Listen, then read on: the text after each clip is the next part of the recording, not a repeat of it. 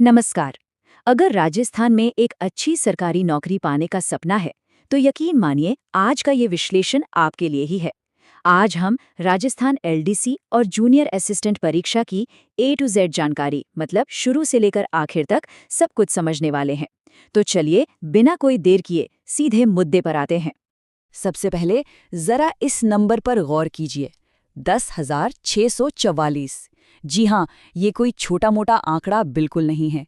ये उन पदों की संख्या है जिन पर ये भर्ती होने जा रही है। देखिए, इतनी बड़ी संख्या में भर्तियां बहुत कम देखने को मिलती हैं, इसलिए ये एक बहुत ही सुनहरा मौका है। और यही वजह है कि इस परीक्षा की हर एक बारीकी को समझना हमारे लिए बहुत ज़्यादा ज़रूरी हो जाता है। तो आज की इस पूरी चर्चा में हम इन सभी पॉइंट्स को एक एक करके कवर करेंगे। भर्ती की पूरी जानकारी से लेकर कौन और कैसे अप्लाई कर सकता है, परीक्षा का पैटर्न और सिलेबस क्या है, तैयारी करने की सबसे सही रणनीति क्या होनी चाहिए, और हाँ, आखिर में जो स्किल टेस्ट होता है उसमें क्या क्या होता है, सब कुछ बिल्कुल विस्तार से जानेंगे। तो चलिए शुरुआत करते हैं भर्ती के एक ओवरऑल व्यू के साथ। यहाँ हम सबसे जरूरी और जो बेसिक जानकारी है उस पर एक नजर डालेंगे, ताकि इस पूरी प्रक्रिया की एक साफ सुथरी तस्वीर हमारे दिमाग में बन जाए। अच्छा, ये जो स्लाइड है ना, ये पूरी भर्ती प्रक्रिया का एक तरह से सार है। इसे कौन करा रहा है?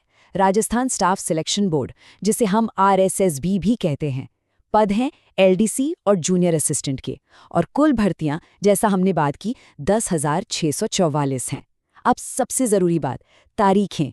आवेदन 15 जनवरी से 13 फरवरी 2026 तक चलेंगे, और परीक्षा 5 और 6 जुलाई 2026 को होगी। इन तारीखों को तो अपने कैलेंडर में अभी से मार्क कर लीजिए। सिलेक्शन प्रोसेस भी एकदम सीधा है, पहले एक रिटन टेस्ट और फिर एक टाइपिंग टेस्ट। चलिए अब उन खास बातों पर ध्यान देते हैं जो ये तय करेंगे कि भाई कौन कौन इस परीक्षा के लिए अप्लाई कर सकता है और अप्लाई करने का सही तरीका क्या है, ताकि फॉर्म भरते वक्त हमसे कोई भी गलती ना हो। तो देखिए, एलिजिबिलिटी के लिए 3 मुख्य शर्तें हैं। पहली है उम्र, जो 1 जनवरी 2027 तक 18 से 40 साल के बीच होनी चाहिए। हाँ, इसमें जो आरक्षित वर्ग हैं उनके लिए नियमों के हिसाब से छूट भी है। दूसरी है आपकी पढ़ाई, जो कि किसी भी मान्यता प्राप्त बोर्ड से 12वीं पास होनी चाहिए। और तीसरी, जो कि सबसे ज्यादा जरूरी है, वो है कंप्यूटर की क्वालिफिकेशन। इसके लिए आपके पास RSCIT जैसा कोई सर्टिफिकेट या O लेवल या फिर कंप्यूटर साइंस में डिप्लोमा होना ही चाहिए। जाहिर है, काम ही कंप्यूटर का है तो ये तो जरूरी होगा ही। आवेदन की प्रक्रिया, ध्यान रहे, पूरी तरह से ऑनलाइन है। सबसे पहले आपको RSSB के ऑफिशियल पोर्टल पर जाना है, फिर SSO पोर्टल पर अपना रजिस्ट्रेशन पूरा करना है। इसके बाद लॉगिन करके एप्लीकेशन फॉर्म में अपनी पर्सनल और एजुकेशनल जानकारी ध्यान से भरनी है। फिर जो भी ज़रूरी डॉक्यूमेंट्स हैं, जैसे फ़ोटो और सिग्नेचर, वो अपलोड करने हैं। ऑनलाइन फीस भरने के बाद जो फाइनल एप्लीकेशन फॉर्म है उसे डाउनलोड करके उसका एक प्रिंट आउट अपने पास संभाल कर ज़रूर रख लें। चलिए अब आगे बढ़ते हैं। देखिए, परीक्षा के पैटर्न को समझना ये तो सफलता का ब्लूप्रिंट बनाने जैसा है। इससे हमें ये पता चलता है कि असल में लड़ाई का मैदान है कैसा और हमें तैयारी किस दिशा में करनी है। सिलेक्शन के इस पूरे सफर को हम 2 साफ साफ हिस्सों में बांट सकते हैं। पहला चरण है लिखित परीक्षा, जो आपकी नींव रखेगी, जो ये तय करेगी कि आप आगे जाएंगे या नहीं। और जो उम्मीदवार इस पहले पड़ाव को पार करेंगे, वे दूसरे और आखिरी पड़ाव पर पहुंचेंगे, जो है टाइपिंग और स्किल टेस्ट। अब जरा रिटन एग्जाम के स्ट्रक्चर को समझते हैं। इसमें 2 पेपर होंगे और दोनों ही 3-3 घंटे के होंगे। पेपर 1 में जीके, साइंस और मैथ्स, इन तीनों के मिलाकर 150 सवाल होंगे 100 नंबर के लिए। ये आपकी जनरल अवेयरनेस और लॉजिकल क्षमता को परखेगा। फिर आता है पेपर 2, जिसमें हिंदी और अंग्रेजी के 75-75 सवाल होंगे। ये भी 100 नंबर का होगा, जो आपकी भाषा की समझ को जांचेगा। और हाँ, यहाँ सबसे ज़रूरी बात, हर गलत जवाब पर 1/3 नेगेटिव मार्किंग है और पास होने के लिए कम से कम 40% नंबर लाना ही होगा। इस बात को गांठ बांध लीजिए। और ये देखिए, ये स्क्रीन पर जो है, ये सीधा ऑफिशियल नोटिफिकेशन से लिया गया परीक्षा का पैटर्न है, जो उन सभी डिटेल्स को कंफर्म करता है जिन पर हमने अभी बात की। आप देख सकते हैं कि पेपर 1 और पेपर 2 का पूरा ब्यौरा यहाँ साफ साफ दिया गया है। अब जो बात है वो वाकई दिलचस्प है, वो है इसका डिटेल्ड सिलेबस। तो चलिए अब ये देखते हैं कि हर सब्जेक्ट के लिए हमें असल में पढ़ना क्या क्या है। पेपर 1 में अगर सामान्य ज्ञान का सिलेबस देखें तो इसमें राजस्थान पर खास जोर दिया गया है। नेशनल और रीजनल लेवल के करंट अफेयर्स तो हैं ही, साथ में भारत और खासकर राजस्थान का भूगोल, राजस्थान में खेती और आर्थिक विकास, राजस्थान का इतिहास और संस्कृति और राजस्थान का औद्योगिक विकास, ये सब मुख्य टॉपिक हैं। तो ये बात तो साफ है कि इस परीक्षा में सफलता के लिए राजस्थान का ज्ञान एक निर्णायक भूमिका निभाएगा। इसी पेपर में रोजमर्रा की साइंस और मैथ्स भी है। साइंस में आप देखिए भौतिक और रासायनिक बदलाव, धातु, कार्बन, लाइट, बिजली, जेनेटिक्स और ह्यूमन हेल्थ जैसे बेसिक टॉपिक से सवाल होंगे। वहीं मैथ्स में वैदिक गणित, समीकरण, अनुपात प्रतिशत, ब्याज, ज्यामिति और सांख्यिकी जैसे टॉपिक्स को कवर करना होगा। ये दोनों विषय बहुत स्कोरिंग हो सकते हैं, बशर्ते आपकी बुनियाद मजबूत हो। यहाँ पेपर 1 का ऑफिशियल सिलेबस दिया गया है, जिसमें बोर्ड द्वारा बताए गए एक एक टॉपिक को आप देख सकते हैं। हर टॉपिक को विस्तार से बताया गया है ताकि तैयारी में कोई भी कंफ्यूजन न रहे। अब बात करते हैं पेपर 2 की, जो पूरी तरह से आपकी भाषा की समझ पर आधारित है। सामान्य हिंदी में संधि, समास, उपसर्ग, प्रत्यय, विलोम शब्द और मुहावरों जैसे व्याकरण के टॉपिक रहेंगे।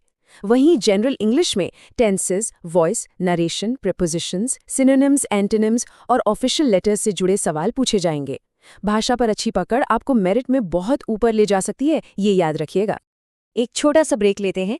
अगर ये सारी जानकारी आपके काम आ रही है तो चैनल को सब्सक्राइब जरूर कर लीजिए, ताकि ऐसी ही जरूरी जानकारी आपको आगे भी मिलती रहे। आपका एक सब्सक्राइब हमें और बेहतर काम करने के लिए बहुत मोटिवेट करता है। और हाँ, सभी लेटेस्ट अपडेट्स और स्टडी मटेरियल के लिए हमारे टेलीग्राम चैनल से भी जरूर जुड़ें। इससे आप हमेशा अपडेटेड रहेंगे और तैयारी से जुड़ी कोई भी जरूरी जानकारी आपसे कभी छूटेगी नहीं। तो अब जब हम ये जान चुके हैं कि क्या पढ़ना है, तो चलिए अब इस पर बात करते हैं कि एक सफल रणनीति के साथ कैसे पढ़ना है। क्योंकि सिर्फ जानना काफी नहीं है, सही तरीके से पढ़ना जरूरी है। ये एक बहुत ही पावरफुल बात है। 9वीं से 12वीं तक की किताबें बेड़ा पार है। इसका सीधा सा मतलब है कि किसी भी बड़ी तैयारी की नींव जो है वो स्कूल लेवल की किताबों से ही मजबूत होती है। तो अपने बेसिक कॉन्सेप्ट्स को मजबूत करने के लिए इन किताबों को तो जरूर पढ़ना है। रणनीति के हिस्से के तौर पर सही किताबों का चुनाव बहुत ज्यादा जरूरी है। एक्सपर्ट्स के सुझावों के आधार पर जीके के लिए सिखवाल या नाथ पब्लिकेशंस, मैथ्स के लिए रामनिवास मथुरिया या RS अग्रवाल की किताबें अच्छी मानी जाती हैं। हिंदी के लिए तो राजस्थान बोर्ड की 9वीं से 12वीं तक की व्याकरण की किताब रचना प्रबोध से बेहतर कुछ नहीं है। अंग्रेजी के लिए 9वीं 10वीं की एक्सीलेंट गाइड और करंट अफेयर्स के लिए परीक्षा से ठीक 2 महीने पहले मूमल या क्रोनोलॉजी पढ़ना बहुत फायदेमंद रहेगा। लिखित परीक्षा को पास करने के बाद जो आखिरी चुनौती है वो है स्किल टेस्ट। ये चरण आपकी थ्योरी नहीं बल्कि आपकी प्रैक्टिकल स्किल्स को परखने के लिए बनाया गया है। स्किल टेस्ट के पैटर्न को समझना बहुत ही आसान है। ये कुल 100 नंबर का होगा। हिंदी और अंग्रेजी दोनों भाषाओं में टाइपिंग करनी होगी। दोनों के लिए 10-10 मिनट का स्पीड टेस्ट होगा जो 25-25 नंबर का होगा, और फिर 10-10 मिनट का एक प्रोफिशिएंसी टेस्ट जिसे हम एफिशिएंसी टेस्ट भी कहते हैं वो होगा, और वो भी 25-25 नंबर का होगा। तो कुल मिलाकर ये आपकी स्पीड और एक्यूरेसी दोनों को परखेगा। अब टाइपिंग टेस्ट के कुछ बहुत जरूरी नियम जान लेते हैं।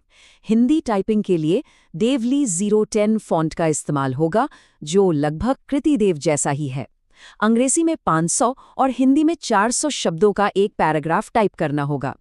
अब ध्यान से सुनिए, बैकस्पेस सिर्फ उसी शब्द में काम करेगा जिसे आप टाइप कर रहे हैं, स्पेस दबाने के बाद नहीं। स्क्रीन पर कोई भी शब्द या गलती हाईलाइट नहीं होगी जो दिमागी दबाव बढ़ा सकता है, इसलिए अभ्यास करते समय इन नियमों का खास ध्यान रखें।